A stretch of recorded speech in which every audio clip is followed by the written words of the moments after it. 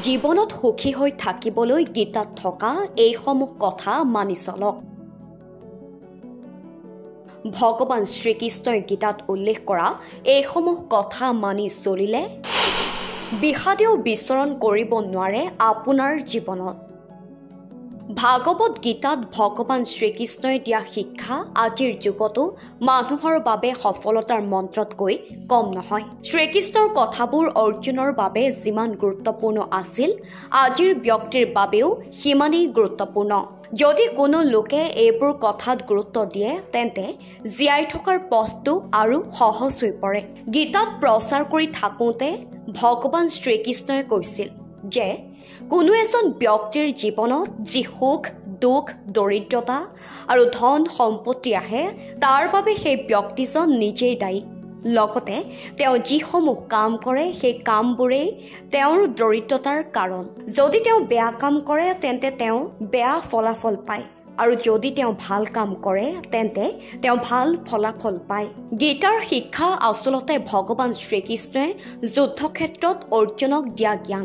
ভাগৱতৰ স্বীকৃতি কেৱল ভাৰততে সীমাবদ্ধ নহয়, কিন্তু দেশতো ইয়াক পঢ়া আৰু আত্মসাৎ কৰা হৈছে। গীতাত বৰ্ণিত হৈছে যে ভগৱান শ্ৰীকৃষ্ণই এজন ব্যক্তিক সুখী হৈ থাকিবলৈ কিছুমান উপায়ৰ বিষয়ে উল্লেখ কৰিছে। এইসমূহৰ বিষয়ে আহক জানো আজিৰ এই প্ৰতিবেদনটোৰ জৰিয়তে। এইসমূহ অভ্যাস ত্যাগ কৰা। ভাগৱতত ভগৱান শ্ৰীকৃষ্ণই অৰ্জুনক কৈছে যে যদি কোনো এজন ব্যক্তি সুখী হ'ব বিচাৰে তেন্তে তেওঁ আনক সমালোচনা কৰাৰ পৰা আঁতৰি থাকিব লাগে। ইয়াৰ লগতে অপ্ৰয়োজনীয়ভাৱে আনৰ অভিযোগ কৰা বন্ধ কৰিব লাগে। তেতিয়াহে জীৱনত সুখী হ'ব পাৰিব।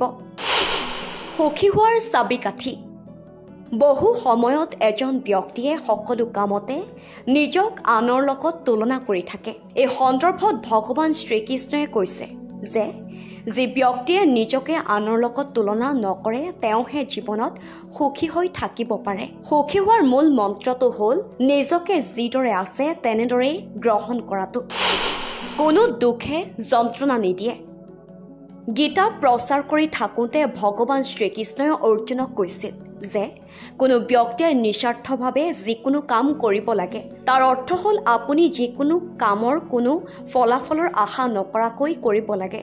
এনে পৰিস্থিতিত যদি আপুনি এই পাঠটো আপোনাৰ জীৱনত কাৰ্যকৰী কৰে তেন্তে আপোনাৰ জীৱনত দুখৰ কোনো স্থান নাথাকিব। এনে ব্যক্তি সুখী নহয়। কি হৈছে তাৰ ওপৰত আমাৰ কোনো নিয়ন্ত্ৰণ নাই। এনে পৰিস্থিতিত অতীতৰ কথা চিন্তা কৰি থকা ব্যক্তিজন জীৱনত কেতিয়াও সুখী হ'ব নোৱাৰে। এই সন্দৰ্ভত গীতাত কোৱা হৈছে যে যদি আপুনি অতীতৰ স্মৃতিবোৰ লগত কঢ়িয়াই লৈ ফুৰে তেন্তে জীৱনত কেতিয়াও সুখী নহ'ব। গতিকে অতি সোনকালে অতীতক পাহৰি জীৱনত আগবাঢ়ি যাবলৈ লাগে।